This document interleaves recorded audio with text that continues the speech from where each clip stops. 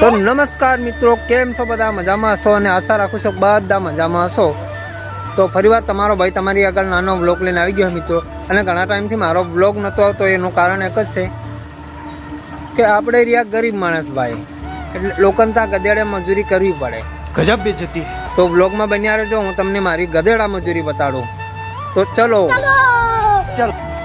તો મિત્રો જોઈ શકો છો તમે, હા બધું જ. તો બ્લોગમાં બન્યા રહો.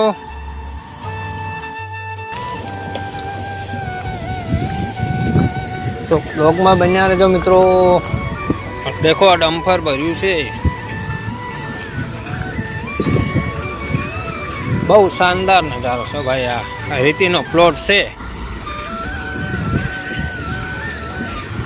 સામે ડમ્ફર દેખાય છે, પછી પેલું દેખાય નહીં આપણું મશીન છે. ધંધો તમે જે સમજો તે આપણે એ ચલાવીએ છીએ ભાઈ, આપણને બીજું કંઈ ફાવતું નથી.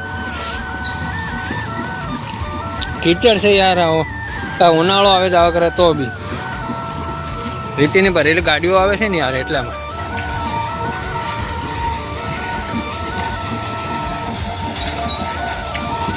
તો બ્લોગમાં બન્યા રહેજો મિત્રો, મજા આવશે. બહુ શાનદાર નજારો છે. આપણે ટ્રેક્ટર આવે ટ્રેક્ટર ભરશું, અને ડમ્ફર આવશે તો ડમ્ફર બી ભરશું. તો બ્લોગમાં બન્યા રહેજો. તો આ આવી ગયું આપણું જેસીબી, જય મુરલીધર હીર. આ હીર આ ડમ્ફર ભરાય, પેલા ડ્રાઈવર છે યાર. તો મિત્રો થોડા પ્રોબ્લેમના કારણે બ્લોગ પૂરો શૂટ કરવા ના મળ્યો મને, ખરાબ હો જાયેગા. मैं માંગુ છું, અને કાલે अम्मा बहन पे आ जाऊंगा मैं इनकी. તો આજનો બ્લોગ અહીંયા સમાપ્ત કરું છું. તો મળે બીજા બ્લોગની અંદર.